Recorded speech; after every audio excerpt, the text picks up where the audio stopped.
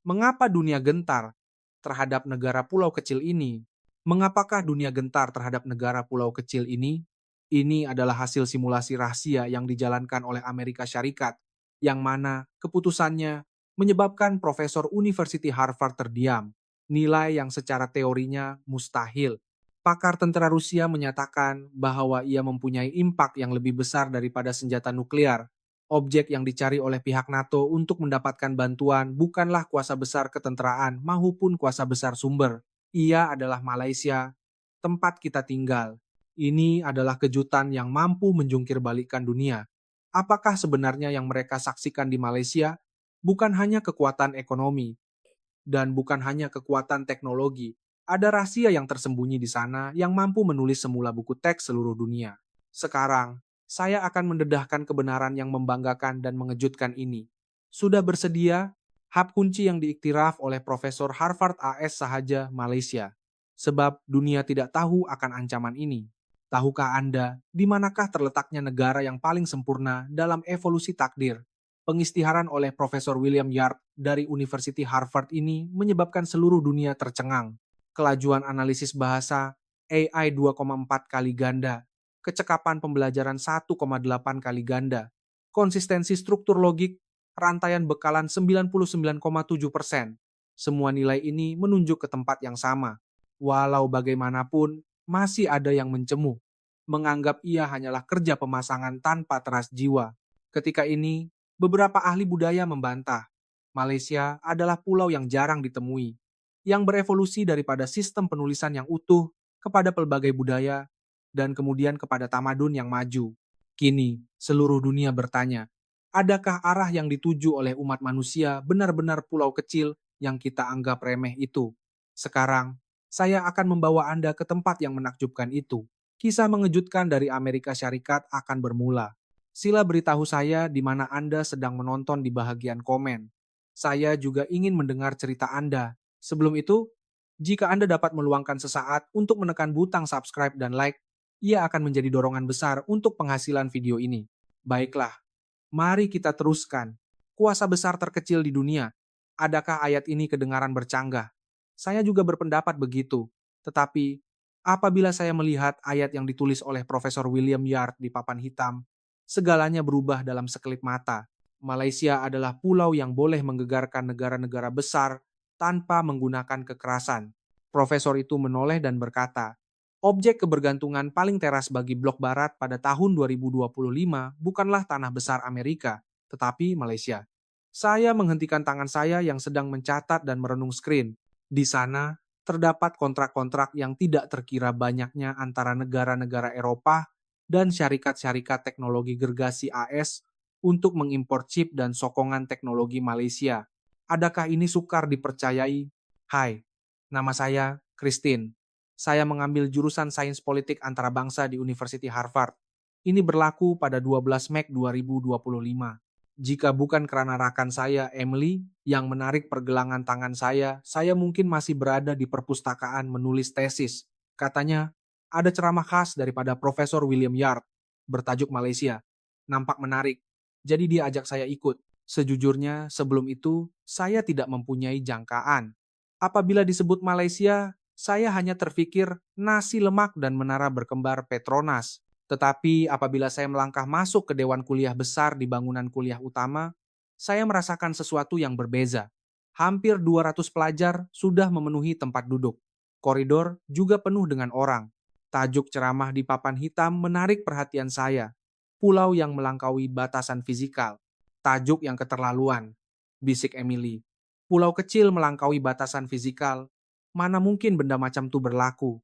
Namun, apabila Profesor William Yard melangkah ke podium, seluruh kelas menjadi senyap.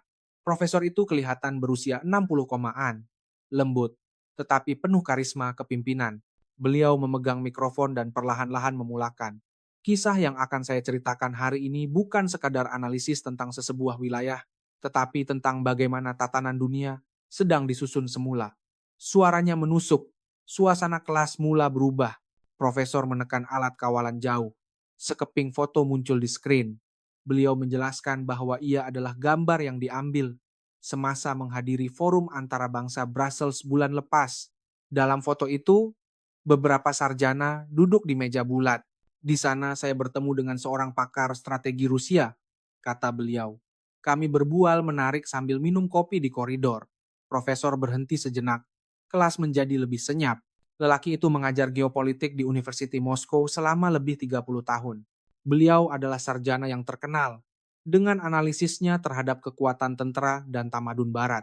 Profesor menghirup air dari cawan dan berkata, saya bertanya kepada pakar itu, bagaimana beliau melihat status keselamatan rantaian bekalan global. Setelah seketika berdiam, Profesor menyambung. Jawaban beliau tidak dijangka. Screen bertukar, dan teks muncul. Profesor mula membaca kata-kata asal pakar Rusia itu. William, ini bermakna Anda tidak memahami Malaysia. Seketika kelas berbisik-bisik. Emily mencuit tulang rusuk saya. Pelik, kenapa tiba-tiba sebut Malaysia? Profesor menyambung. Sejujurnya, pada saat itu saya juga tidak paham. Kami sedang bercakap tentang keselamatan global. Mengapa tiba-tiba menyebut Malaysia? Tetapi pakar Rusia itu serius. Nada profesor merendah. Beliau menyampaikan kata-kata pakar itu. Kami gentar terhadap Malaysia. Kelas menjadi sunyi sepi. Seolah-olah bunyi pen jatuh pun dapat didengar. Profesor William, adakah karena peluru berpandu? Pakar itu menggeleng. Adakah karena jumlah tentara? Beliau juga berkata tidak. Dan beliau terus menjelaskan. Profesor perlahan-lahan melihat sekeliling kelas. Jadi, mengapa? Apabila saya bertanya demikian, pakar Rusia itu meletakkan cawan kopi dan menjawab, karena kepercayaan. Kepercayaan? Kedengaran bisikan terkejut di serata kelas. Seketika saya keliru. Negara besar gentar terhadap Malaysia sudah pelik. Tetapi sebabnya adalah kepercayaan? Apa maksudnya? Profesor terus menjelaskan. Rusia menilai AS kuat tetapi polisi tidak menentu. Eropa bersatu tetapi lambat membuat keputusan. Cina besar tetapi tidak telus. Tiga bendera muncul dan hilang di screen. Tetapi Malaysia berbeza. Sekali berjanji pasti ditepati. Sekali membuat perjanjian dilaksanakan dengan tepat. Walaupun gempa bumi atau krisis geopolitik melanda, tali barut tidak berganjak dan barisan pengeluaran terus berjalan. Saya menggaru kepala. Adakah ini keterlaluan? Bolehkah menilai sesebuah tempat sebegitu rupa? Ekspresi Emily juga serupa, tetapi profesor tidak berhenti. Pada masa itu, saya juga membantah. Bukankah itu hanya kerajinan? Pakar Rusia itu menjawab dengan senyum pahit. Dalam hubungan antara bangsa, kerajinan dan kejujuran adalah aset yang paling jarang. Beliau menambah, terutamanya dalam keadaan kecemasan, apabila rantaian bekalan global terputus. Profesor menekan alat kawalan jauh sekali lagi. Screen menunjukkan berita yang berkaitan dengan keadaan dunia. Kekurangan chip, gangguan logistik. Semua negara terdesak sekarang. Siapa yang boleh membekalkan teras pengkomputeran mewah dengan paling cepat dan paling tepat adalah isu kelangsungan hidup negara, kata profesor dengan nada tegang. Jadi, bagaimana dengan keadaan di tanah besar Amerika? Tanya profesor.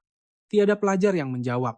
Menurut laporan terkini, jadwal pengeluaran besar-besaran kilang chip baharu telah ditangguhkan dari jangkaan asal 1 tahun kepada maksimum 3 tahun. 3 tahun? Kedengaran suara terkejut di kelas. Dalam industri teknologi, 3 tahun adalah seperti keabadian. Kata-kata profesor menusuk hati. Profesor berjalan perlahan-lahan di sekitar kelas dan menyambung. Namun, dikatakan bahwa Malaysia mempunyai kelajuan pelarasan kapasiti pengeluaran dan peningkatan kadar hasil 3 kali ganda berbanding negara lain selepas menandatangani kontrak. Dalam beberapa case, 90% kapasiti pengeluaran dapat dipulihkan dalam masa 24 jam selepas bencana. Graf muncul di screen, membandingkan kecekapan proses pembuatan AS dan Malaysia. Perbedaan itu jelas. Inilah sebabnya dunia memilih Malaysia sekarang. Profesor menekankan, saya membuka laptop dan mencari dengan pantas. Betulkah? Sokongan syarikat Malaysia kepada industri teknologi global ketahanan semasa bencana, sememangnya berita itu ada di mana-mana. Ini bukan keterlaluan. Ini betul ya. Chip telepon saya pun dibuat di sana, kata Emily dengan terkejut. Profesor kembali ke hadapan podium. Pakar Rusia itu mengucapkan kata terakhir. Beliau melihat sekeliling kelas yang kembali senyap. Semua orang menunggu ayat seterusnya. William, Malaysia adalah rakan kongsi yang lebih dipercayai daripada Amerika sendiri. Ini sungguh mengejutkan. Penilaian seperti itu datang dari seorang sarjana, malah seorang pakar Rusia. Tetapi timbul satu persoalan. Profesor pergi ke papan hitam, mengambil kapur, dan melukis tanda soal yang besar. Mengapa Malaysia? Mengapa hanya Malaysia yang mendapat kepercayaan sebegini? Setelah melontarkan soalan, profesor melihat sekeliling kelas. Bukan Korea, bukan negara Asia Tenggara yang lain, tetapi Malaysia. Ini menarik, kata beliau. Nasi lemak, KLCC atau syarikat-syarikat gergasi mereka, tapi sekarang profesor kata pulau ini lebih dipercayai daripada Amerika. Walaupun sukar dipercayai, rasa ingin tahu membuak-buak. Tempat apakah yang mendapat penilaian seperti ini? Profesor berkata dengan tegas, ini bukan kebetulan. Kepercayaan Malaysia tidak dibina dalam sekelip mata. Terdapat DNA yang diwarisi beribu-ribu tahun di sana. DNA? Maksudnya genetik? Seluruh kelas menunggu kata-kata profesor seterusnya. Rusia juga berkata ini di Brussels. Rakyat Malaysia mempunyai ciri-ciri luaran yang lembut tetapi teras dalaman yang teguh. Ini adalah gabungan yang paling mengancam dalam hubungan antara bangsa. Gabungan yang paling mengancam? Apa maksudnya? Profesor Mula menerangkan. Ini bermakna mengekalkan kelembutan dalam diplomasi, tetapi tidak berkompromi dalam teknologi dan komitmen. Sebenarnya, dunia sedang mengalami ini. Apabila negara-negara besar tidak dapat menunaikan janji, Malaysia pula bertindak dengan cepat dan tepat. Profesor menunjuk ke skrin. Inilah sebabnya dunia memberi perhatian kepada Malaysia, karena ia adalah negara yang beroperasi bukan berdasarkan ancaman kekerasan, tetapi berdasarkan kepercayaan yang sangat diperlukan, menjadikannya sukar digantikan. Profesor mengambil alat kawalan jauh dan menukar skrin. Skrin dipenuhi dengan nomor. Mari kita lihat bukti konkret. Suara profesor bergema di kelas. Graf pertama muncul. Ia adalah data perbandingan kadar hasil yield AS dalam pembuatan chip dan komponen ketepatan global. Bar biru ialah AS, bar hijau ialah Malaysia. Kadar hasil di pihak AS menunjukkan turun naik yang ketara, manakala bar Malaysia sangat stabil. Hampir ditandakan sebagai sifar kecacatan. Seorang pelajar mengangkat tangan. Profesor mengangguk ke arah pelajar bernama Mike itu. Mengapa negara lain tidak dapat melakukannya? Tanya Mike. Profesor berpikir sejenak dan menjawab. Terdapat banyak sebab, tetapi yang terbesar adalah perbezaan dalam budaya jurutera dan rasa tanggung jawab. Negara lain kuat dalam penyelidikan dan pembangunan R&D, tetapi lemah dalam keboleh-laksanaan proses untuk menukar teknologi makmal kepada pengeluaran besar-besaran.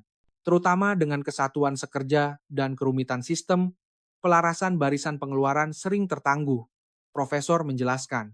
Sebaliknya, Malaysia telah membina sistem di mana R&D dan pengeluaran disatukan, dan rantaian bekalan hulu dan hilir bekerja sama rapat, seperti jiran. Ini membolehkan keputusan cepat. Graf baru muncul di skrin. Kali ini data industri semikonduktor dan pelayan AI, Profesor berkata, bukan hanya chip, kepercayaan Malaysia turut terserlah dalam pembuatan perkakasan AI. Skrin menunjukkan penilaian kecekapan pengkomputeran AI global terkini. Malaysia mendapat penilaian yang mengatasi dalam pasaran pelayan mewah dan teknologi penyejukan. Emily menyemak semula nomor yang ditulis di buku notanya. Kelihatan tidak percaya. Profesor memberikan satu case menarik.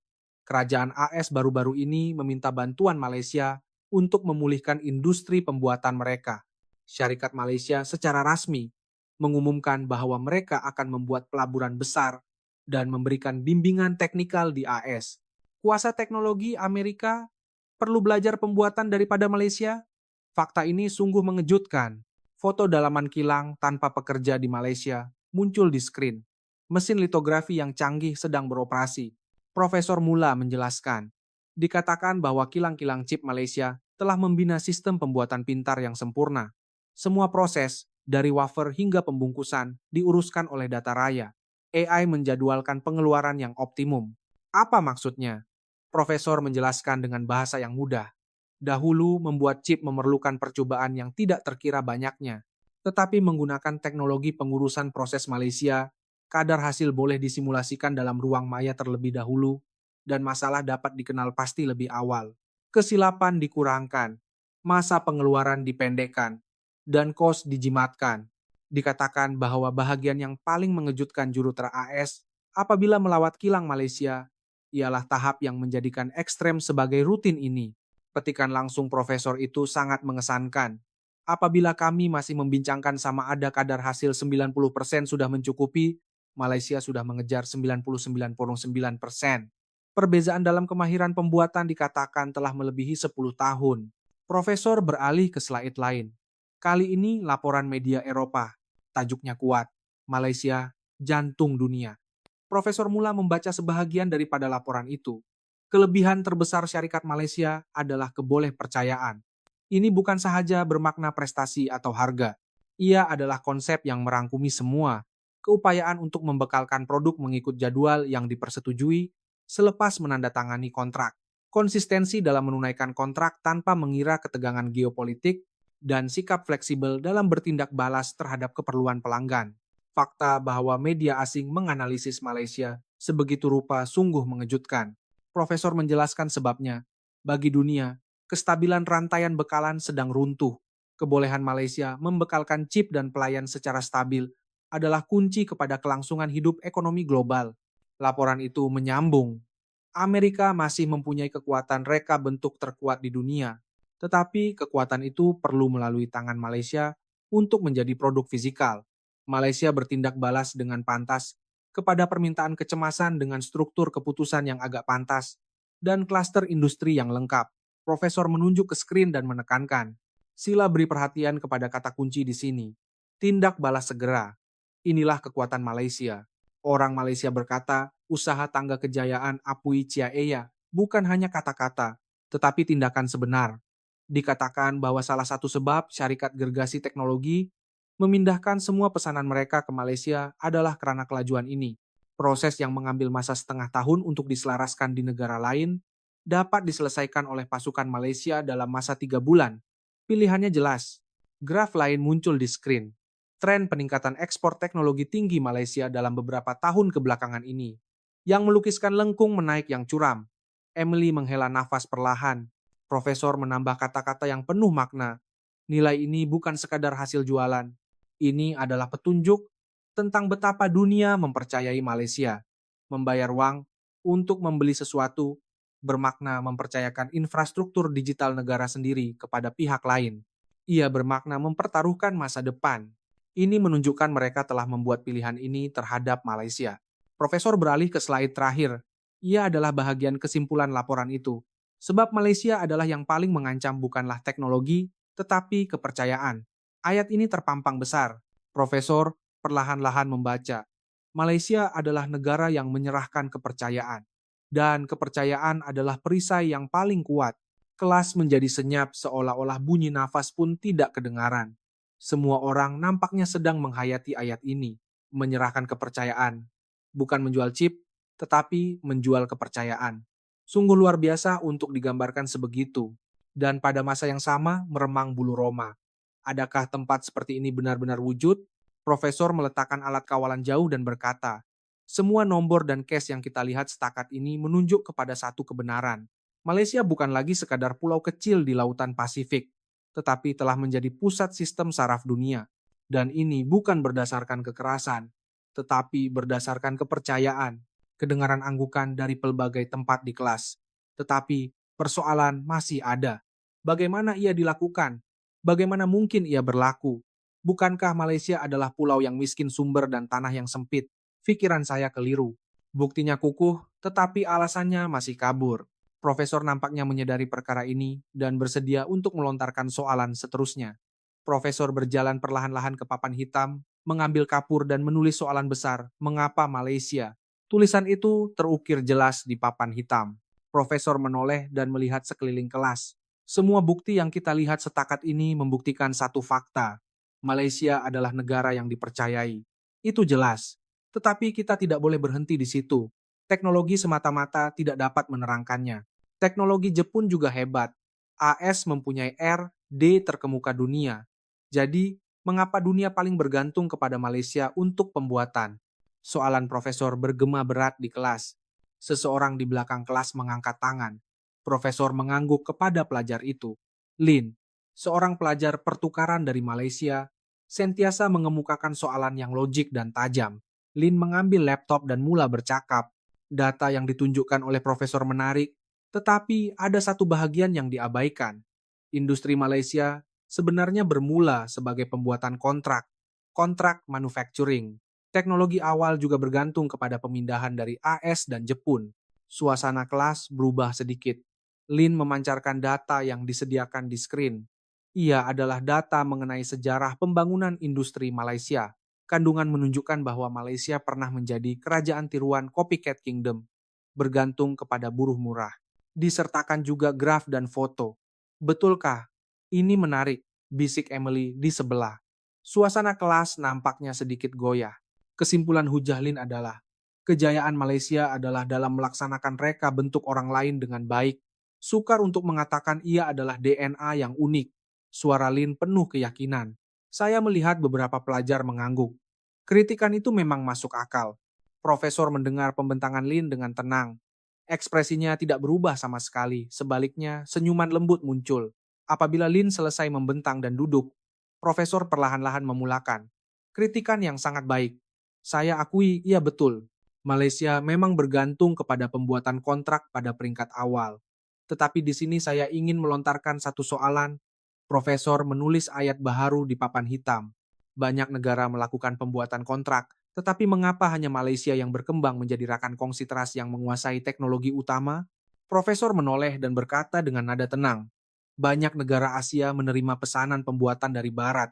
Tetapi mengapa negara-negara itu kini tidak dapat menguasai proses pembuatan mewah? Soalan profesor bergema di kelas. Wajah Lin kelihatan sedikit pucat. Profesor meneruskan dengan suara yang tenang. Pemindahan teknologi adalah seperti memberi benih. Tetapi keupayaan untuk menumbuhkan benih, menjaganya menjadi pokok, dan mencipta hutan adalah tahap yang sama sekali berbeza. Profesor memancarkan data baharu di screen. Ia adalah garis massa yang menunjukkan proses pembangunan industri semikonduktor Malaysia. Pada mulanya, ia memang bermula dengan pembungkusan, pengujian, dan pembuatan tahap rendah, tetapi ia berubah di pertengahan jalan.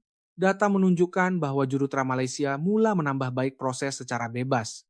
Kemudian mereka mencipta model perniagaan baharu, pembekal chip khusus. Terdapat satu bahagian yang menarik, pengejaran ekstrim terhadap kadar hasil. Di bawah peralatan yang sama, Malaysia boleh menghasilkan chip yang lebih sempurna. Keupayaan pengoptimuman proses ini menjadi standar dunia. Profesor menekankan, ini bukan sesuatu yang dipelajari dari Barat, tetapi inovasi yang dibangunkan oleh Malaysia sendiri. Lin nampaknya sedang menaip di laptopnya, mungkin mencari data untuk membantah. Tetapi profesor tidak berhenti. Mari kita lihat bidang laptop dan motherboard pula.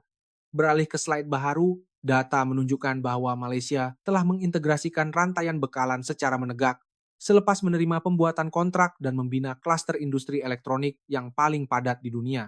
Hasilnya, ia lebih cekap daripada pengeluar asal. Sekarang, jenama dunia pula yang tidak boleh hidup tanpa Malaysia. Profesor menambah kata-kata yang penuh makna. Pembuatan kontrak adalah pelaksanaan, tetapi melaksanakan pembuatan kontrak ke tahap ekstrim dan kemudian mentakrifkan spesifikasi adalah penciptaan. Malaysia bukan sahaja menghasilkan produk, tetapi mencipta seni pembuatan. Inilah perbezaan dengan negara lain. Tangan Lin kelihatan menggigil sedikit. Nampaknya beliau tidak menemui data untuk membantah. Profesor berjalan semula ke papan hitam. Jadi, mari kita kembali kepada soalan utama. Beliau mengambil kapur. Adakah rakyat Malaysia dilahirkan berbeza? Setelah menulis soalan, beliau menoleh dan menjawab, tidak, rakyat Malaysia adalah manusia biasa. Tiada genetik istimewa. Tetapi Malaysia mempunyai DNA. Profesor mengumumkan, beliau menjelaskan bahwa ini bukanlah DNA biologi, tetapi DNA budaya. Ia adalah cara berpikir, nilai dan tingkah laku yang terbentuk melalui gejolak sejarah dan gabungan kepelbagaian. Inilah kuasa untuk menerima teknologi dan mencipta sesuatu yang lebih baik. Seluruh kelas kembali fokus. Semua orang menunggu kata-kata profesor seterusnya. Profesor mula menulis besar-besar di papan hitam. 3 DNA. Setelah berhenti menulis, beliau perlahan-lahan melihat sekeliling kelas. DNA pertama ialah DNA ekstrim. DNA kedua ialah DNA inklusif. DNA ketiga ialah DNA kecekalan. Apa maksudnya? Saya tertanya-tanya. Walaupun konsep DNA ini pada mulanya kedengaran pelik, apabila mendengar penjelasan profesor, ia mula difahami. Cara budaya diwarisi adalah serupa dengan genetik. Walaupun tidak dapat dilihat, ia wujud dan diteruskan dari generasi ke generasi. Lin menundukkan kepala. Rakan di sebelahnya bertanya, "Oke ke?" Lin mengangguk perlahan. Tetapi suaranya tidak bertenaga.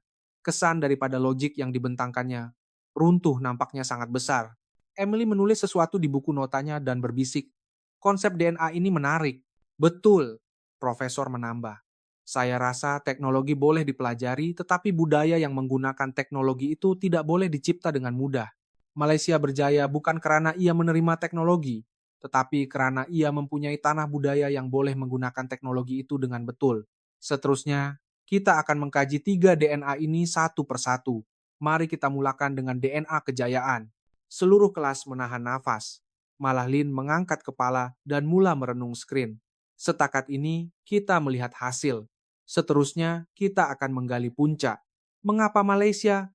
Nampaknya mereka akan mendengar jawaban sebenar kepada soalan ini. 3 DNA. Kisah pertama akan bermula. Profesor mengambil alat kawalan jauh dan menukar slide baharu. Di screen, muncul gambar ukiran kayu yang cantik dan seorang pengukir sedang mengukir patung di Malaysia. "Ini adalah kesenian Malaysia." Profesor perlahan-lahan memulakan. "Untuk menerangkan DNA ekstrem yang pertama, kita perlu melihat semangat tukang Malaysia." Teks muncul di screen. Ketelitian yang melampau. Ketepatan tiada tanding. Profesor bertanya kepada semua orang, sama ada mereka tahu apa maksudnya dalam sejarah Malaysia. Profesor mula menjelaskan, "Ini bukan sekadar seni, tetapi semangat untuk mengukir bahan biasa hingga ke tahap ekstrim. Mengukir struktur 3 dimensi yang kaya dan berlapis daripada sekeping kayu atau batu biasa." Profesor menekankan, "Sila beri perhatian kepada ketelitian ini. Mencipta dunia yang besar dalam ruang yang kecil. Ini adalah fokus yang sukar ditiru oleh teknologi modern." Profesor mengeluarkan data baharu. Ia adalah kertas penyelidikan mengenai proses pembuatan chip Malaysia. Ukiran litar berskala nanometer, tahap penyingkiran kekotoran. Semua itu bukan berdasarkan nasib, tetapi berdasarkan sains yang obsesif terhadap perincian, seperti seorang tukang. Profesor melontarkan soalan yang penuh makna. "Pada pandangan Anda, ini serupa dengan apa?" Kelas senyap. Tiada siapa yang dapat menjawab. Profesor memberikan jawaban. "Proses pembuatan chip modern." Meremang bulu roma. 2 image dipaparkan secara bersebelahan di screen. Di sebelah kiri, mata tukang Melayu yang fokus mengukir. Di sebelah kanan, juru tera di kilang tanpa pekerja sedang merenung mikroskop. Profesor mula membandingkan. Proses ketelitian penyingkiran kekotoran adalah sama dengan pemilihan karya seni. Toleransi terhadap ralat sifar adalah serupa dengan ketelitian ukiran patung, yaitu semangat ketelitian yang mengejar kesempurnaan telah bertukar menjadi teknologi modern. Sudah tentu, unit ukuran berbeza, tetapi semangat untuk mengejar kesempurnaan adalah sama. Semangat yang tidak membenarkan sedikit pun ralat bermula dari sini. Saya menongkat dagu. Tradisi dan modern dapat dihubungkan sebegitu. Industri semikonduktor Malaysia berada pada tahap tertinggi di dunia bukan secara kebetulan. Ia adalah obsesi terhadap kesempurnaan yang tertanam dalam diri, mengejar ekstrem di bawah sumber yang terhad seperti DNA. Tetapi di sini timbul satu soalan yang lebih penting, kata Profesor. Mengapa mereka perlu menghasilkan sesuatu yang begitu teliti? Profesor mula menerangkan dengan ekspresi serius. Malaysia adalah pulau yang miskin, sumber dan sering dilanda bencana alam. Tidak boleh menang dengan kuantiti, dan tiada tanah yang luas. Justru hanya boleh menang dengan quality. Walaupun hanya menghasilkan satu item, ia mesti yang terbaik di dunia, sehingga dunia tidak boleh hidup tanpanya. Itu adalah strategi kelangsungan hidup. Teks baharu muncul di screen. Tiada sumber, asah kemahiran.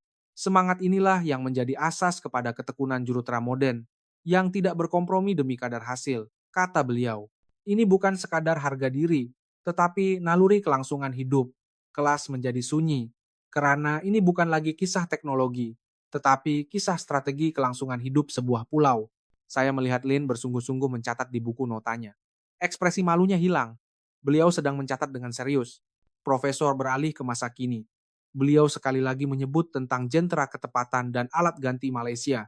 Ingat tak teknologi kilang pintar yang kita lihat? Profesor menghubungkan puncak ketelitian itu. Ia berakar umbi dalam semangat ini. perfeksionisme yang tidak membenarkan ralat, sistem yang mengawal setiap proses dengan teliti. Semua ini adalah hasil warisan DNA nenek moyang. Ada satu bagian yang sangat mengesankan. Profesor memperkenalkan temu bual dengan seorang juru terakanan.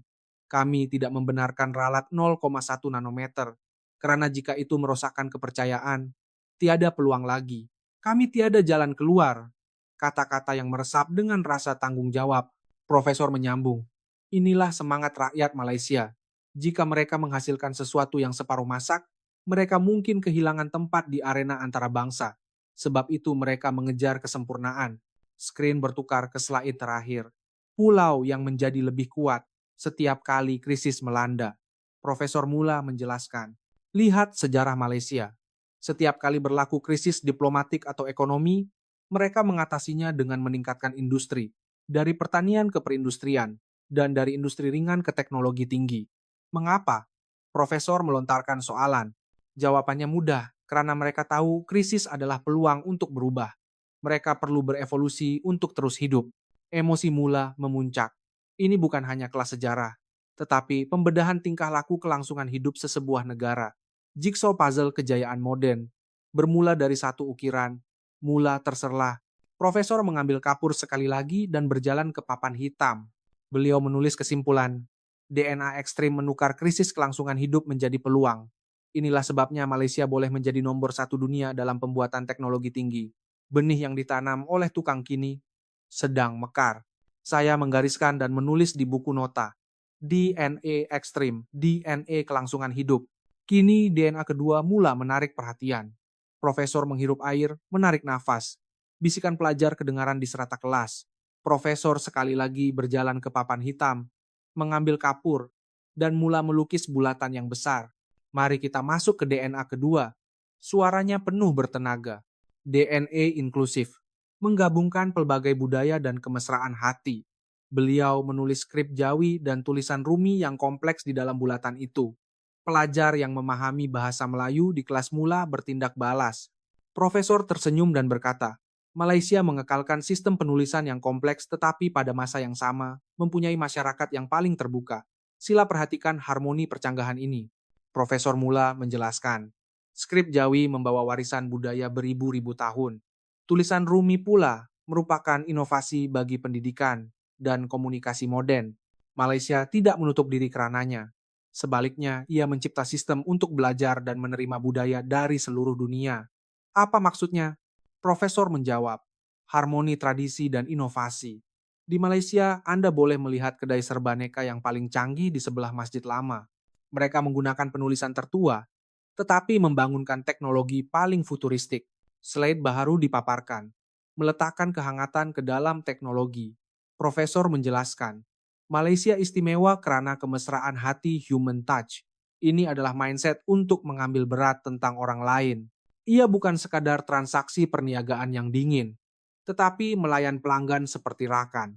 Screen menunjukkan pemandangan modern, gerai makanan, soket elektrik percuma di kedai kopi, dan jurutera di pameran teknologi. Profesor berkata, saya pernah melihat jurutera Malaysia menyelesaikan masalah pelanggan. Itu adalah semangat perkhidmatan yang melampau. Bukan sahaja menjual produk, tetapi memikirkan bagaimana untuk menggunakannya dan bagaimana untuk membaiki jika ada masalah. Inilah kemesraan hati. Emily berbisik dengan kagum. Kelembutan telah menjadi daya saing. Betul, tambah profesor. Memproses teknologi yang dingin menjadi perkhidmatan yang ikhlas, mudah digunakan, dan penuh kehangatan. Inilah sebabnya rantaian bekalan Malaysia disukai oleh dunia. Profesor membuat kesimpulan DNA kedua di papan hitam, inklusif harmoni, kemesraan hati. Kuasa untuk tidak menolak perkara luar, tetapi menggabungkan dan mengharmonikannya. Ini menjadikan Malaysia masyarakat yang terbuka dengan pelbagai latar belakang budaya. Profesor meletakkan alat kawalan jauh, merancang untuk rehat terakhir. Semangat pelajar tidak pudar. Profesor kembali melangkah, menulis perkataan terakhir di papan hitam. DNA kecekalan. Profesor menoleh dan menjelaskan, rakyat Malaysia mempunyai DNA kecekalan. Never give up. Usaha tangga kejayaan. Tahukah Anda tentang pusat tuition atau lampu kilang Malaysia? Screen menunjukkan gambar taman sains dan pusat belajar yang masih terang benderang pada waktu malam. Profesor menerangkan, Di Malaysia, sama ada pelajar atau jurutera, mereka mempunyai keinginan yang kuat untuk mobility ke atas, upward mobility. Mengapa begitu gigih? Karena mereka mempunyai harapan.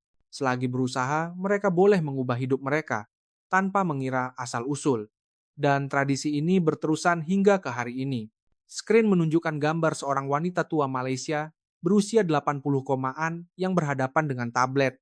Profesor berkata, peratusan warga emas Malaysia yang menggunakan telepon pintar dan aplikasi perbualan sangat tinggi. Mereka secara aktif mempelajari teknologi baharu untuk berkomunikasi dengan cucu mereka. Kedengaran suara terkejut di kelas. Profesor menyambung, rakyat Malaysia terus belajar walaupun usia meningkat. Mereka tidak takut untuk memperkenalkan teknologi, memelihara tradisi, sambil sentiasa menyesuaikan diri dengan perkara terkini. Flexibility inilah DNA kecekalan dan evolusi. Profesor melukis 3 bulatan di papan hitam. Di pusat pertindihan, beliau menulis besar-besar. Kepercayaan. Ketelitian tukang menjamin kualiti. Kemesraan hati menjadikan kerjasama lancar. Semangat kecekalan mencipta rakyat yang bertekad untuk mencapai misi. Profesor melihat sekeliling kelas. Di tempat pertemuan ketiga-tiga ini, lahirlah kepercayaan yang paling kuat di dunia. Bukan kekerasan, tetapi kuasa menunaikan janji, kualiti yang luar biasa, dan sikap evolusi yang berterusan. Apabila semua ini digabungkan, dunia memilih Malaysia sebagai rakan kongsi. Screen sekali lagi memaparkan foto Brussels selepas perbualan dengan Profesor Rusia. Kata terakhir Profesor Rusia itu, William, Malaysia bukanlah negara yang mengubah dunia dengan kekuatan, tetapi dengan kepercayaan. Dan ini lebih sukar ditangani daripada senjata nuklir. Bagaimana Anda menghalang orang daripada secara sukarela memilih Malaysia? Profesor beralih ke slide terakhir. Screen kosong dengan hanya satu baris teks. Perkara yang tidak kelihatan adalah yang paling kuat. Profesor membaca dengan tenang. Kereta kebal dan peluru berpandu boleh dilihat, tetapi kepercayaan, kejujuran, tanggung jawab adalah perkara yang tidak kelihatan. Sebenarnya, perkara-perkara ini lebih kuat daripada senjata apapun. Malaysia mempunyai kuasa ini. Walaupun sumber terhad, bakat adalah sumber pulau itu. Walaupun wilayah sempit, kepercayaan adalah luas negara itu. Langit di Boston di luar tingkap diwarnai merah. Apa yang kita pelajari hari ini mungkin bukan hanya kisah sebuah pulau, tetapi petunjuk untuk masa depan umat manusia. Kemungkinan bahwa bukan kekuatan, tetapi kepercayaan, bukan konflik, tetapi kerjasama yang boleh mengubah dunia. Malaysia telah membuktikannya. Terima kasih karena mendengar kisah saya hingga akhir. Bagaimana dengan cerita hari ini? Dunia berubah dengan pantas, tetapi kepercayaan dan keikhlasan mempunyai nilai yang tidak berubah. Bukankah dunia menjadi sedikit lebih kukuh apabila kita mempercayai seseorang? Sila tinggalkan pendapat Anda di bagian komen di bawah. Dan sila kongsikan kisah yang menyentuh hati ini kepada orang di sekeliling Anda. Akhir sekali, subscribe, like, dan turn on notification yang hanya memerlukan 1 saat akan menjadi dorongan besar untuk penghasilan video ini.